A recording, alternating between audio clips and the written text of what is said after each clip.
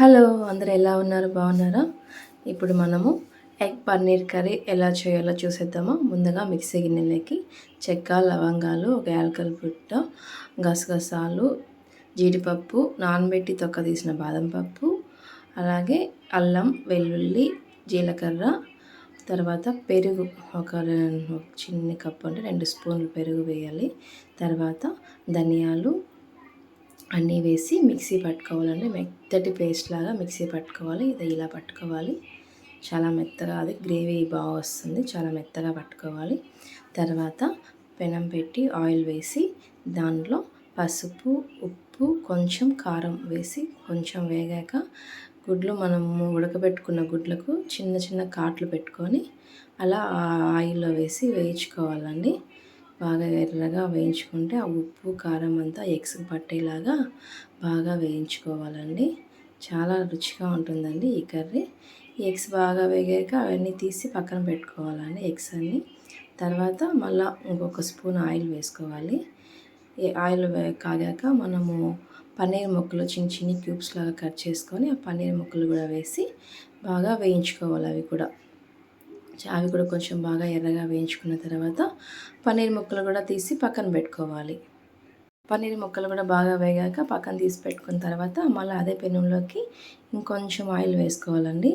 మరీ ఎక్కువ ఏం పట్టదులేండి, ఒక్కొక్క స్పూనే వేసుకోవాలి. కానీ ఇలాంటి కర్రీలకి ఆయిల్ కొంచెం ఎక్కువే పడితే కొంచెం టేస్ట్ బాగుంటుంది. ఆయిల్ వేసి ఆయిల్ కాగాక కొంచెం జీలకర్ర వేసుకోవాలండి. జీలకర్ర కొంచెం వేగాక మనం ఆనియన్ కొంచెం పేస్ట్ లాగా కచ్చాపచ్చాగా మిక్సీ పట్టుకున్నాను. ఆ ఆనియన్ పేస్ట్ కూడా వేసి కొంచెం ఆ పచ్చివాసన పోయేదాకా ఆయిల్లో బాగా ఫ్రై చేసుకోవాలి. తర్వాత ఒక 3 పచ్చిమిరపకాయలు పొడుగ్గా కట్ చేసుకున్నాను, అది కూడా వేసి వేయించాను. తర్వాత కరివేపాకు కూడా వేసి వేయించాక టమాటా ప్యూరీ కూడా వేసాను, మిక్సీకి పట్టిన టమాటా ప్యూరీ అది కూడా వేసి బాగా ఆయిల్లో బాగా వేయించాలండి. బాగా ఎర్రగా వేగిపోయాక మనం ముందుగా చేసుకున్నాం కదా మసాలా పేస్ట్, అది కూడా వేసి బాగా వేయించాలండి.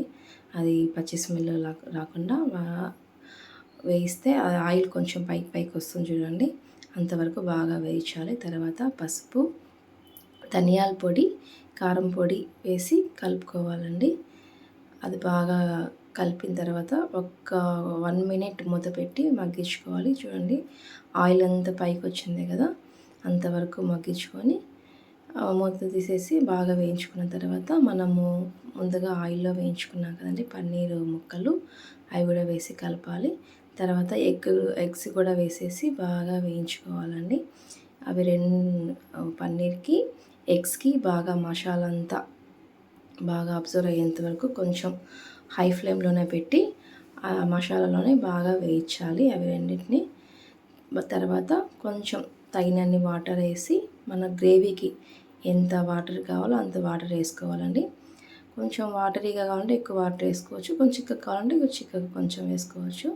వాటర్ వేసుకొని కలుపుకున్న తర్వాత లాస్ట్లో కొంచెం గరం మసాలా, తగినంత ఉప్పు, మన రుచికి తగినంత ఉప్పు వేసుకొని లాస్ట్లో కొత్తిమీర వేసుకొని మూత పెట్టి మగ్గించుకోవాలండి. ఒక 5 నిమిషాలు ఉడికించుకుంటే మనకు పన్నీర్ ఎగ్ కర్రీ రెడీ అండి. చూడండి ఎంత కలర్ఫుల్గా ఉందో, స్మెల్ కూడా సూపర్ వస్తుందండి. ఆ మూత తీయంగానే చాలా మంచి స్మెల్ వస్తుంది. టేస్ట్ కూడా అదే లెవెల్లో సూపర్గా ఉంటుంది. ప్లీజ్ అండి, నా వంటలు నచ్చితే ప్లీజ్ సబ్స్క్రైబ్ చేసుకోండి. థ్యాంక్స్ ఫర్ వాచింగ్ అండి. ఓకే, బాయ్ అండి.